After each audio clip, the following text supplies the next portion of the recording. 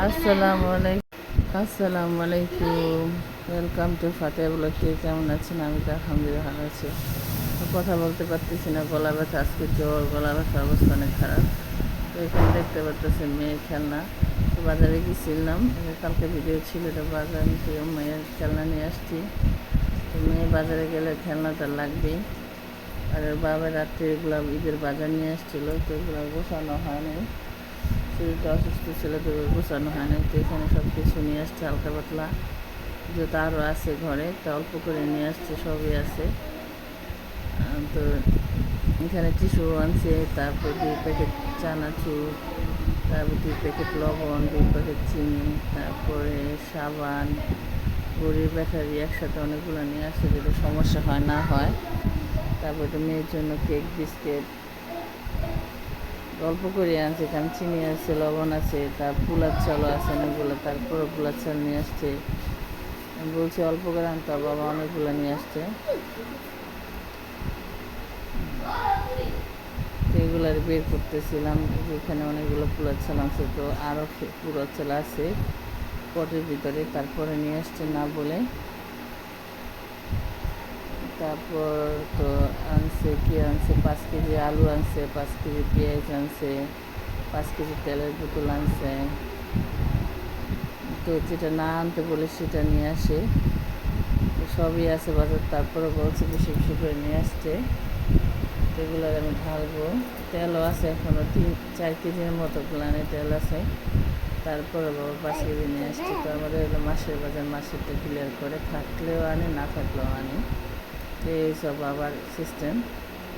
বাবা মানে এমন না, না শব্দটা বলতে পারেন যে ঘরে এই জিনিসটা নাই। যাকে তো সব হালকা পাতলা বাজার করলাম, আপনাদের সাথে একটু শেয়ার করলাম। তো এগুলো গুছায় রাখবো, গোছানো লাগবো।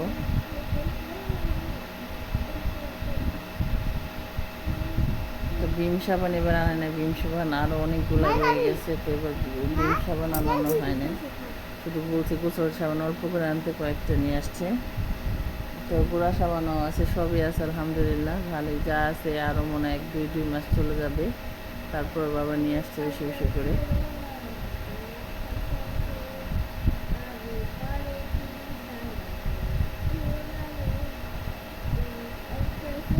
আমি বলছিলাম যে টয়লেট আমি শুধু ওনাকে বলছিলাম যে চানাচুর নিয়ে আসতে, তো চানাচুর নিয়ে আসছে। তো এটা আমি গতকালকে ভিডিও ছিল, তো আমরা রোজা ছিলাম।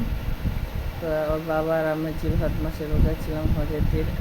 তো আজকে ইফতার বানাইতেছি, আজকে দুপুরে রান্না বান্না করিনি, হালকা পাতলা করছিলাম, তো ওগুলো শেয়ার করিনি। তো ইফতার ভাজছি, সময় কম ছিল, তো অল্প অল্প করে ইফতার ভাজছি। আর একটা ডিমের দিয়ে বেসন দিয়ে এটা ভাজবো। তো বাবা এসে আর ইফতারে পছন্দ করে মুড়ি মাখা, এগুলো তার খেতে হবে, তো অল্প অল্প করে বানায় নিয়ে আসছে।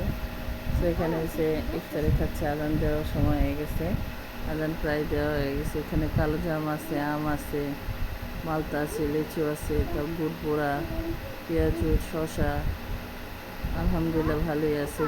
তো এগুলো দিয়ে ইফতার খাবো, ইফতার খাওয়া শেষ হইলে তারপরে আবার মনে করেন মুড়ি মাখা খাবো। আসসালামু আলাইকুম, কে কেমন আছেন? আমি তো আলহামদুলিল্লাহ ভালো আছি, প্রতিদিনের মতো। তো আজকে নিয়েও ব্লগ শুরু করে দিলাম। তো শরীরটা আজকে ভালো নেই, আজকে হয়েছে 4 রাত, হঠাৎ করে অসুস্থ হয়ে গেছি। তো হঠাৎ করে জ্বর আসছে, গলা ব্যথা। তো আজকে সারাদিন চা খাইছি, শুয়ে এসেছিলাম, অত কাজ করতে পারিনি। তো ফার্স্টে আমার বাবার জ্বর আসছে, পরে মেয়ের আসছে, তারপরে আমার আসছে। তারপর কী করবো, বসছি। এখন কথা বলতে অনেক কষ্ট হয়, গলার ভিতরে বেঁচে কথা, একটু টনসিল ব্যথা করতেছে, গলার সমস্যা হয়েছে। ওইটা কী করবো, টুকটাক কাজ টাজ করলাম, করতে হবে। যেহেতু আজকে চার রাত মেরে নিয়ে একটু হাঁটাহাঁটি করতে হবে। একটু আমার মেয়ে সুস্থ, আমার মেয়ের বাবা হাই,